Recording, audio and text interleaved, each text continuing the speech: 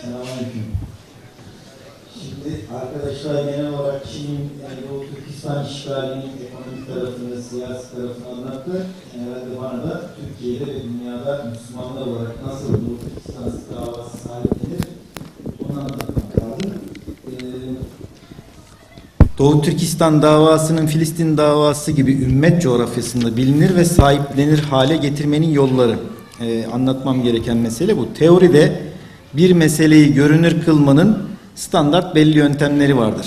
İşte kamuoyu oluşturma faaliyetleri, işte etkileyici insanların genel kalabalıklara tesir edebilmesi için meseleye dahil edilmesi, işte sosyal siyasi çevrelerin taşın altına elini koyması sağlanmak vesaire vesaire standart kalıplar vardır. Ama bu teoride kalıplardır.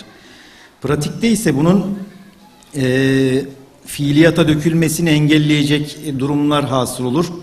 Şimdi Doğu Türkistan meselesinin çok uzun bir süre belirli kesimler arasında sıkışıp kalması diyebileceğimiz bazı hadiseler yaşadık. Mesela burada anlatmam istenen mesele Filistin davası gibi tüm ümmetin sahiplenebileceği bir mesele. Geçmiş zamanda hani ben iki taraf açısından da çok koşturan bir insandım. Özellikle milliyetçi çevre içinden gelip İslami dava üzerinden yürüyen sivil toplum faaliyetleri yapan insan olduğum için iki cenahtan da bu tür faaliyetleri destekleyen, katılan, organizasyonunu yapan bir insan olarak biraz sıkıntımız farklı yönden meseleyi ele almanın getirdiği şeyler.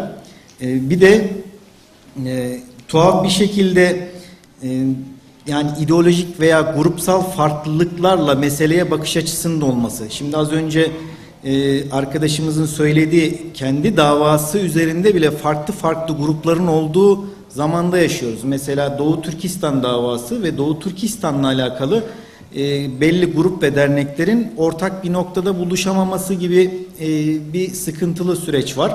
Var idi aslında, şu anda ben onun son bir senedir, 2 senedir kalktığını da görüyorum. Geçmiş zamanda bunlar vardı. Bu tabii sürecidir, mücadelenin tabii sürecidir. Ama bizde mesela Türk dünyasıyla alakalı meseleleri milliyetçiler sahiplenir. İşte Kudüs vesaire tarzdaki meseleleri de ümmetçiler, İslamcılar sahiplenir diye bir algı var idi. Bu da son dönemde kırıldı. Allah'a hamdolsun ki kırıldı. Aslına bakarsanız hadiselerin tabii süreci bunu kırmak zorundadır. Şimdi hadiselerin tabii süreci dediğimiz şey, öncelikle Doğu Türkistan'da yaşanan zulümlerin iyileştirilmesi diye bakmıyoruz biz meseleye. Doğu Türkistan Müslüman Türklerin vatanıdır ve Çin işgalinden kurtulana kadar mücadele sonuna kadar devam edecektir. En temel nokta buradan bakılması gerekiyor. Buradan bakıyoruz. Hepimiz de aslında buradan bakıyoruz. İkinci nokta, Çin'in Çin oyunu, meşhur Çin oyunu dediğimiz hadise bütün dünyaya bu zulmü yaparken çok farklı şekilde lanse ediyor. Biz şimdi görünür kılmak diyoruz ya, yapılan işkencenin görünür kılınması, anlatılması. Şimdi ben meseleye bir gazeteci gözüyle bakmadım hiçbir zaman. Ben bir dava insanıyım. Doğu Türkistan davası benim davam gözüyle baktım meseleye ve böyle bakıyorum. Dertlenmeyle başlıyor. Şimdi biz insanlara bu meseleyi nasıl dertlendirebiliriz? Oradaki insanların derdiyle nasıl dertlendirebiliriz noktasında baktığımız zaman bu bize adım atmayı gerektiriyor. Doğal olarak işte duyulabilir hale gelmesi, işte ümmet coğrafyasında yaşanan, bütün coğrafyada yaşanan neresi olursa olsun meselelere dertlenmek ayrı, ama Doğu Türkistan'ın bir Filistin davasından farklı bir durumu yok bizim için. Yani Filistin davası dediğimiz manevi anlamda kutsal bir, evet orada Mescid-i Aksa'mız var. Müslümanlara zulüm yapılıyor. Evet, Müslümanlara zulüm yapılıyor. İşte stratejik anlamda bir taraftan öyle. Evet, şimdi baktığınız zaman Doğu Türkistan'da da aynı durum. İnsani anlamda vicdanen yapılan zulme karşı çıkmak durumundayız. İslami anlamda Müslüman kardeşlerimiz var. Kavmi anlamda ve bu Müslümanlar aynı zamanda Türk. Stratejik anlamda da Türkiye'nin güvenliği Doğu Türkistan'dan başlar. Şimdi iş bu noktadadır. Aynı zamanda Doğu'da Doğu Türkistan'dan başlar, Batı'da Saraybosna'dan başlar. Yani kuzeyde baktığınız zaman Kırım kurtarılması gerekir. Güneyde de baktığınız zaman Kudüs ve daha aşağı Afrika'ya da gider. Şimdi bunlar birbirlerini çelen veya birbirlerinden önemsiz meseleler değildir. Ama insan neresinde yara varsa oraya parmak basmak zorunda, orayı iyileştirmek zorunda, orayı tedavi etmek zorunda. Doğu Türkistan son yani büyük savaşlar olarak Irak Savaşı'nı, Afganistan Savaşı'nı, Afganistan işgalini, emperyalistlerin işgallerini, Suriye'de yaşanan müthiş bir şekilde insan katliamına dönen savaşı da dahil edersek, bu son 50-100 yıldır İslam coğrafyasında en çok Müslümanın öldürüldüğü topraklardır. Şimdi biz Müslümanlara burada yapılan katliamın ne kadar büyük boyutta olduğunu anlatmakta zorluk çekiyoruz. Birinci nokta bu. O işte gruplar arasındaki dava ve mesele çekişmesinin olumsuz yansımalarından birisiydi bu. Yani işte sadece işte bir kesim Doğu Türkistan Türk yurdudur noktasından gitti. Halbuki orada bir zulüm var ve milyonlarca insan katledildi. Diğer taraftan asimilasyon öyle bir noktada ki insanlar yani inanç noktası, kültürel anlamda her bir şekilde, yani arkadaşlar söylediler, bu noktada çok da teferruata girmeye gerek yok. Ama bunu nasıl duyururuz noktasında benim anlatmak istediklerim. Türkiye'de şimdi bu haftaydı herhalde, başkan da bahsetti. Şu anda İşçi Partisi'nin lideri ekip olarak oradalar, Doğu Perinçek. Ve Doğu Perinçek'in söylediği bir şey vardı. Yazmışlar haber sitelerinde. Çin Komünist Partisi'nin Sincan Uygur bölgesindeki uygulamaları Atatürk devrimiyle benzerlik içinde. Yani normal diyor, yani burada bir toplumun değiştirilmesi bizim Türkiye'deki gibi. Şimdi zaten bu zihniyetteki insanların genel olarak, sadece Doğu Türkistan meselesi değil, genel anlamda Türkiye'deki yıllardır yaptığı mücadelede Çin merkezlidir.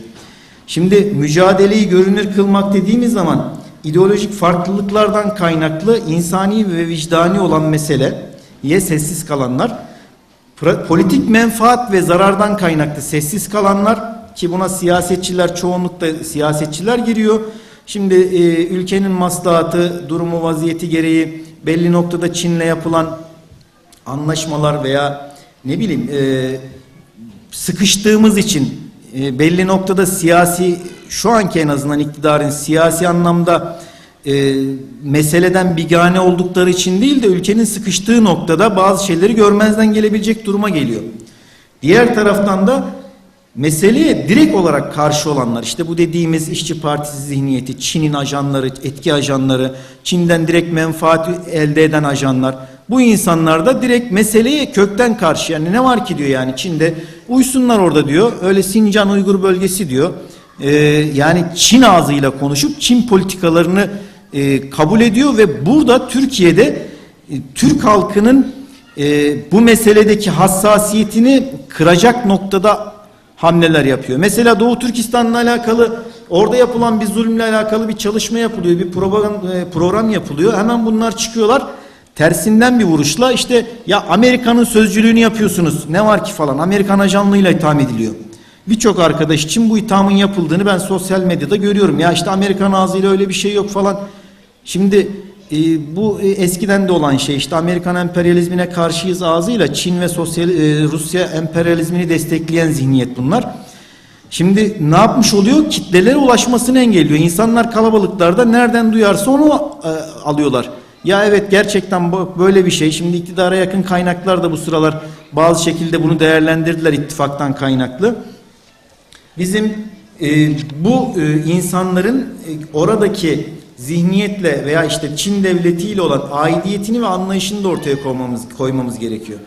Temel nokta, sözün özü getirirsem, Doğu Türkistan davası bizim neyimiz olur sorusunu sorup bunu izah ederek insanları da dertlendirmemiz lazım.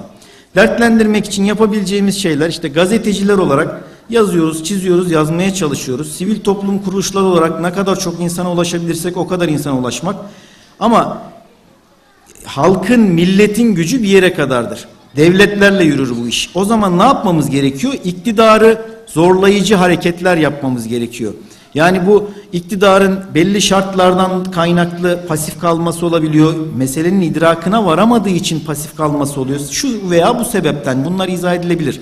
Bize düşen iktidara, bu böyledir yani, sivil toplum faaliyeti dediğimiz genel anlamda Kudüs meselesi, Filistin meselesinde de insanlar bu noktaya getirmiştir. İster istemez iktidar buna bigane kalamamıştır. Sen devlet politikanı halkın isteğine göre yaparsın. Halk bunu istedikçe, dile getirdikçe, baskı oluşturdukça ister istemez iktidar da buna göre politika yapmak zorunda. Yani kitlenin isteğine neticede seçim var, oy var yani. Geliyor başkan buraya veya işte öbür tarafta vekil geliyor, diyor ki ben oy istiyorum. Siz de diyeceksiniz ki ben de bu sorunun çözülmesini istiyorum. İktidara baskı oluşturmak ve anlatabildiğimiz kadar anlatmak. Ama en başında ister milliyetçiliği ön plana tutan sivil toplum kuruluşları olsun, ister İslami hassasiyetini ön plana, ümmetçiliği ön plana çıkaran STK'lar olsun, ben ikisinin de ortasındayım o manada. Bir arada olmamız lazım. Bir arada olmadığımız zaman sesimiz gür çıkmıyor.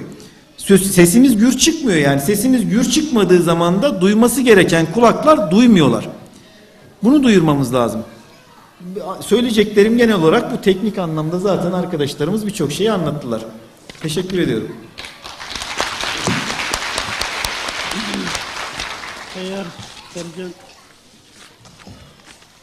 Eğer